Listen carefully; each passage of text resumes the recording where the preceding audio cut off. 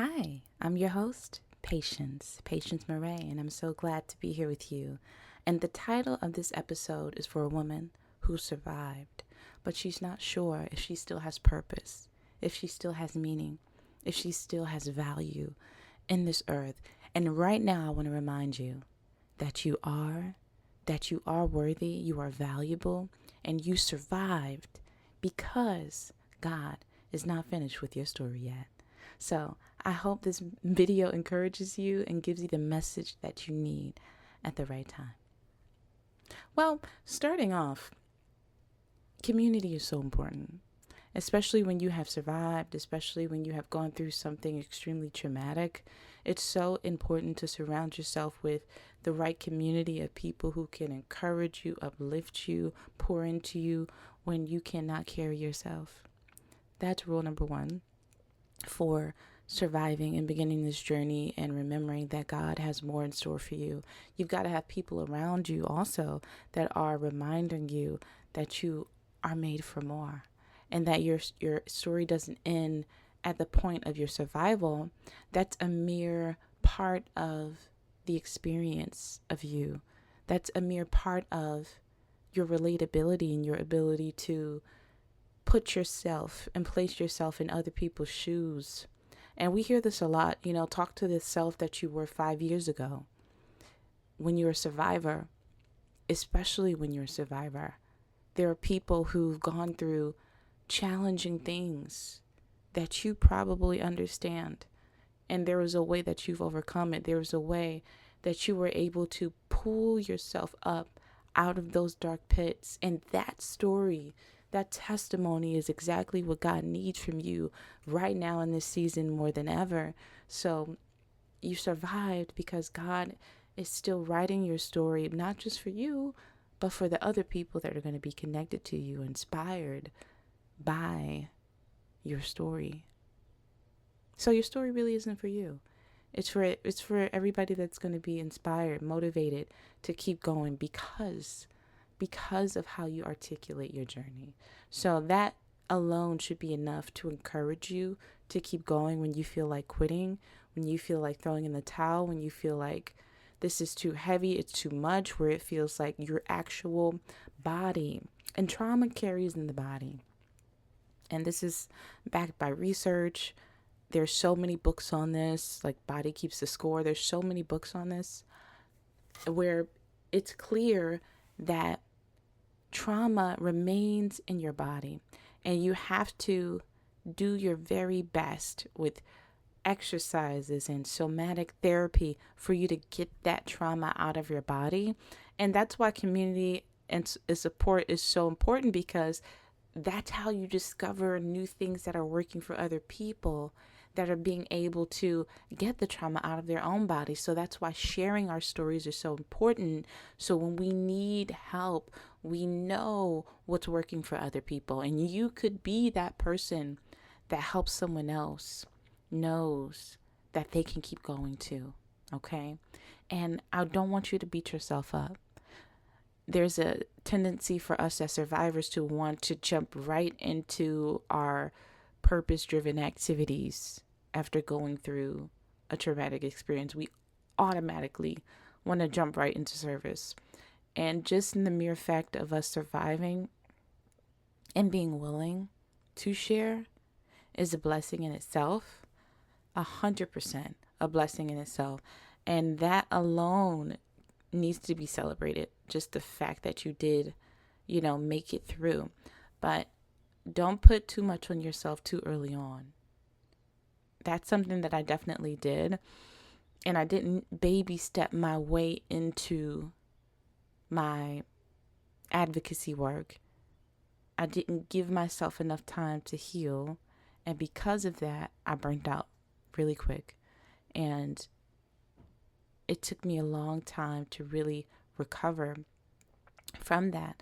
So what I encourage you to do is think about what God may be wanting from you now that you have survived.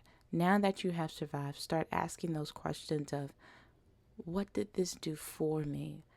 Because in the beginning, we can get stuck in that why a lot. Why things happen, Why did this have to be this way? Why did it have to be me who survived anything? I know for me early on, I was so angry in my situation because I survived a Pulse nightclub shooting that took place on June 12th, 2016. I was shot twice and held hostage for 3 hours. Someone that I attended the club with that night didn't make it. And I remember feeling angry. Like, why did this have to happen? Why did I have to be in that moment? Why did I have to experience that and overcome that? Why did this have to be a part of my story? And sometimes when you feel like you're being hit with complex traumas, not only from your childhood, now you're getting things in your young adulthood, and in your adulthood, there are things that you're experiencing as well. And I remember feeling recently as well, even that inkling of, I'm tired of another story. I'm tired of another story. And sometimes when you are a person that's called to purpose-driven work, sometimes you go through things so you can relate to people. And it's for you to go through it, come out of it, get the lesson and share it because of the way that you can articulate what you've gone through and what worked for you. And it's so important to get this, because if not, you'll stay stuck in the fact that it happened. Try and understand why it happened instead of understanding what it was doing for you, what it did for you in the fact that you were able to make it through, in the deliverance that God was able to do for you, in the moving forward, what it was able to produce on the inside of you. That's what you got to focus on. And it's so easy to get stuck in that why loop. But just remember that you survived because God has a purpose for you, and get busy with understanding that purpose instead of understanding the why. Understanding the purpose instead of understanding the why. That's going to free you. That's going to allow you to be happier and just release the need to understand why everything happened, to surrender into the plan that is being unfolded from you. And it's being unfolded from you because what happened to you and for you. But what's unfolding from you is a result of the fruit that's produced from your resilience, from your ability to not give up, from your bounce back, from your testimony, and that impact, that ripple effect is going to translate into the world. And start with small, consistent actions, right? It's not going to be a jump from 0 to 100. Especially if you've just survived something terribly horrible and egregious. But even if it's been 10 years and you are still dealing with that trauma in your body, in your soul, in your heart, in your chest, and you feel that tenseness, give yourself a break. Especially if you don't understand all the things about behavioral psychology, right? But small, repeated actions are actually more sustainable. And we talk about this in the show a few episodes back called MVP. What's your minimum viable progress? What's the minimum viable push you can do in a day to help you move towards your healing journey, to help you cast a vote, as James Clear would say, into the version of yourself that you're becoming? What does that look like for you today? And that might not be starting a foundation today. That may not be starting a foundation 10 years after whatever you've gone through and whatever you survived. Sometimes it takes decades to overcome, fully heal through and work through some of that trauma that's existing in your body and living in your brain. Give yourself some grace to not have to do everything in one night and some dramatic overhaul of a transformation that you're trying to produce, while allowing your actual body the time it needs to get better. And you will get better. It may take some consistency through your changing of your routine. For me, I have gone through a really challenging past week. And it was challenging in showing up. It was challenging in performing. It was challenging in being the mom, being the wife, being, the businesswoman, being the encourager, being the advocate, putting on every hat imaginable. But the things that helped me when I felt like it was too much, when I felt like I could not go on, journaling. Journaling helped me. And it started just from that pure place of needing to get it on paper. And sometimes all you can do is start from that pure place of getting it on paper. And that's where it started for me. Picking up a pen, an actual journal, and writing. On the show, we talk a lot about the healing power of writing and creative writing as well. Writing in general, it's a therapeutic process and it's free to you. I remember being younger and I went through a lot of things in my childhood as well of dealing with abandonment, of not having my mom in my life since I was 2 years old. And I remember feeling very alone as a child. And I needed a way to express myself and get my emotions out. Writing was that for me. Even if I didn't have paper, I would get a napkin and I would write something because I needed to express myself. So even now, at my big age, I still write as that saving grace for me, because I believe at many times writing is a gift that comes to us to remind us that it's there, that we can get it out on paper, that we can express what's in our hearts so we don't have to carry it by ourselves. And in a way, we can hand that over to God, who already knows what's on our hearts anyway. But maybe we're not in a space or place where we can pray. But writing your prayers even is a very, very helpful process, no matter where you are. If you're in a room full of people and you just need to get something out so you don't crash out, that's something you can absolutely do. And also breath work. And breath work sounds like a fancy way of just saying breathing intentionally, deeply, very aware of your breaths. And when things get overwhelming for me, when I feel the trauma bubbling in my spirit and I gotta calm myself, regulate my nervous system, breathing intentionally works for me. And I remember I was actually going to this event. I was actually speaking at this women's business event. I believe it was in Miramar. Yeah. So I was speaking at this event and they had a healer there, and she was a healer. She was a meditation specialist, and she walked us all through a breathwork exercise. And we had to breathe in for 8 counts, hold for 8 counts, and breathe out slowly for 8 counts. And this past week, I remember feeling so intensely full of stress, pain. I felt extremely triggered this past week. But you know what I did? Not only did I journal, but I breathed in for 8 counts, held for 8 counts, and I breathed out for 8 counts. And it helped. And I know it'll help you too. Not only that, but encouraging other people.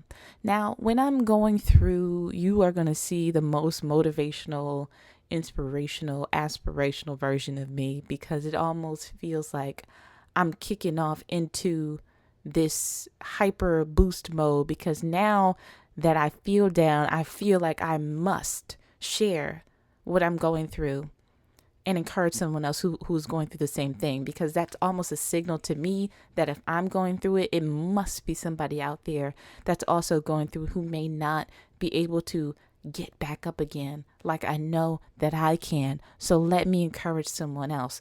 So whenever you're feeling down and out, whenever you're feeling like you just can't do it, whenever you're feeling like you life is just lifing right now, that's what the kids say. Life is lifing.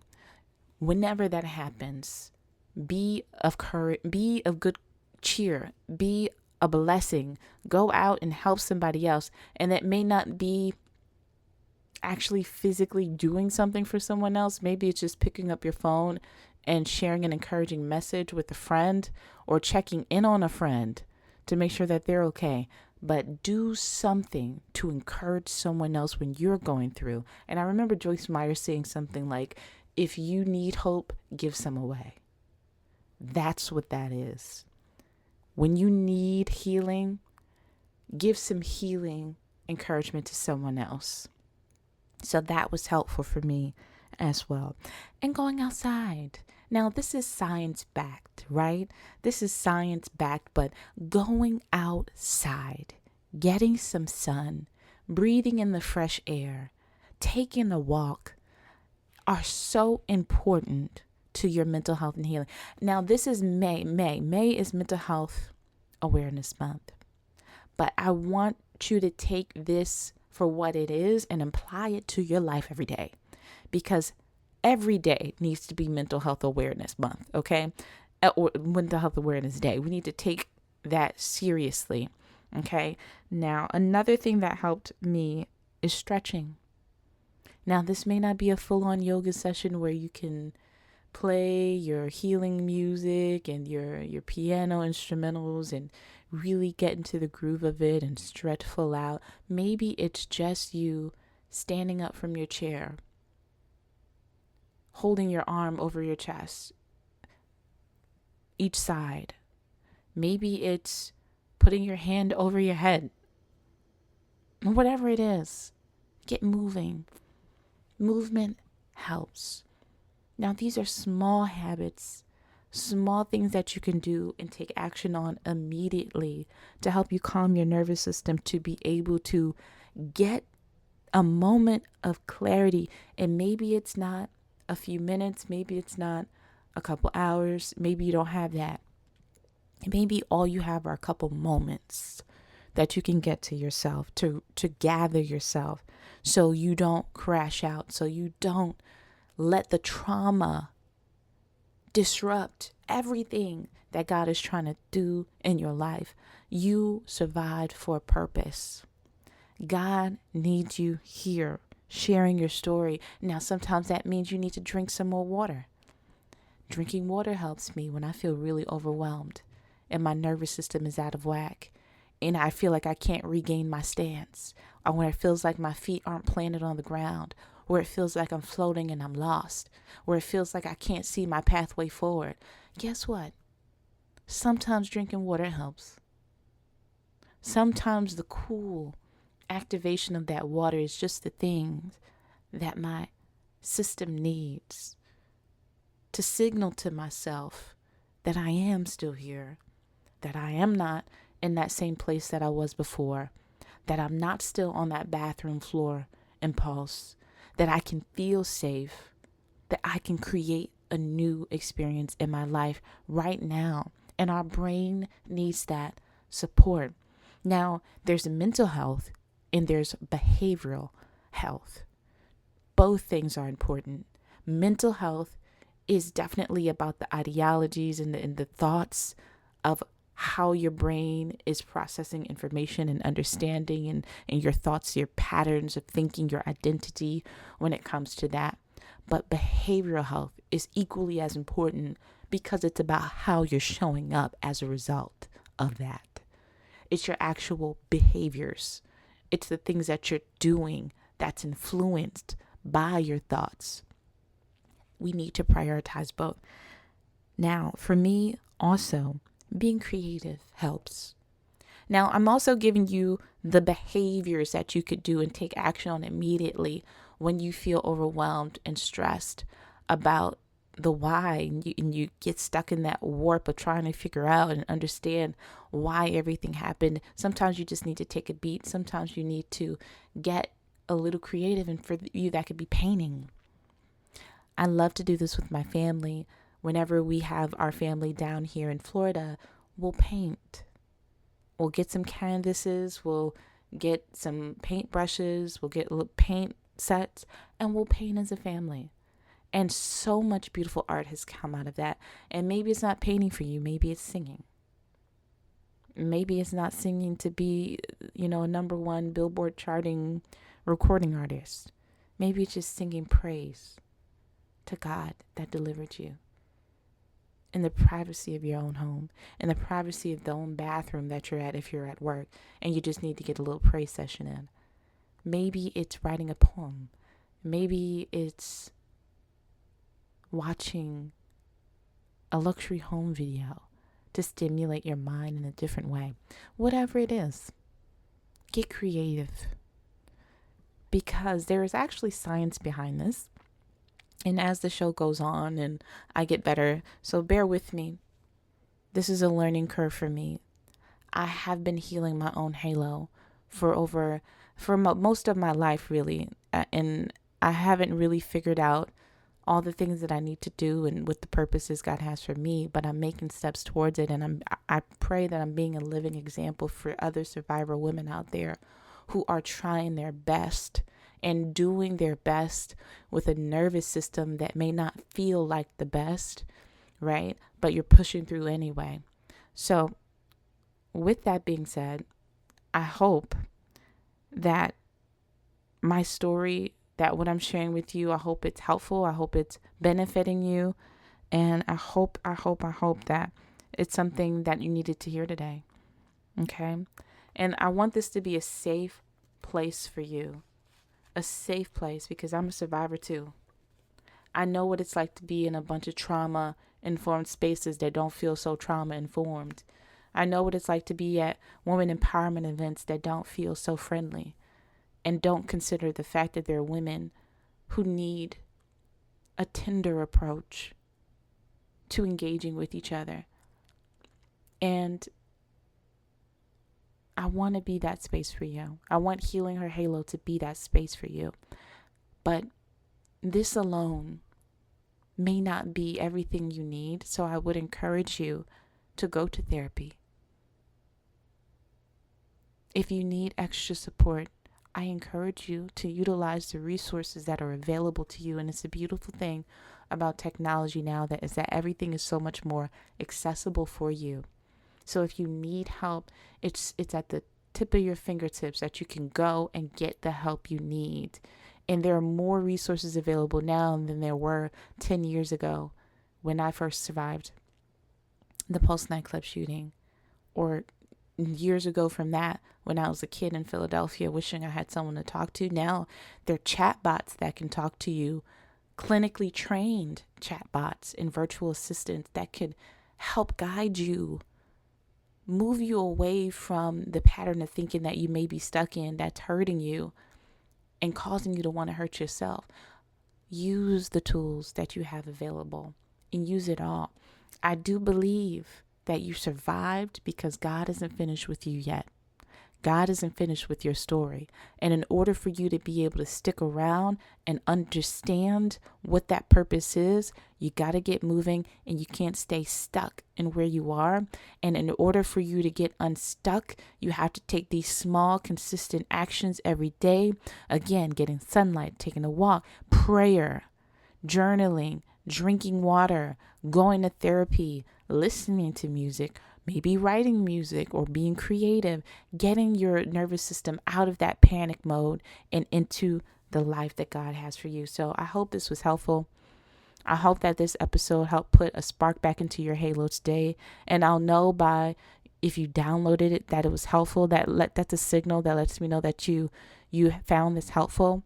Find me on social media. Let me know what you want me to talk about. Let me know what you're dealing with, what you're struggling with. I need to know, because this is not just for me, it's for us. It's for us survivor women who've been through it time and time again, who are fighting for their next chapter, who are fighting to undo the loops that were created by trauma. And I believe and I declare that the survival mode is ending and that we're going into thriving mode, right? Where we're truly living and enjoying our lives. And that is possible, that is obtainable, and it is already done. I hope this episode put a spark back in your halo today. As always, wishing you the best rest of your week. And please, please, please subscribe to our YouTube channel. Download the episode, share it with someone that you know needs a little help putting your spark back into their halo today. Talk soon. Thank you for listening. Please follow our social media at Healing Her Halo for more updates. Also, be sure to share with a friend who needs a little spark put back in her halo today.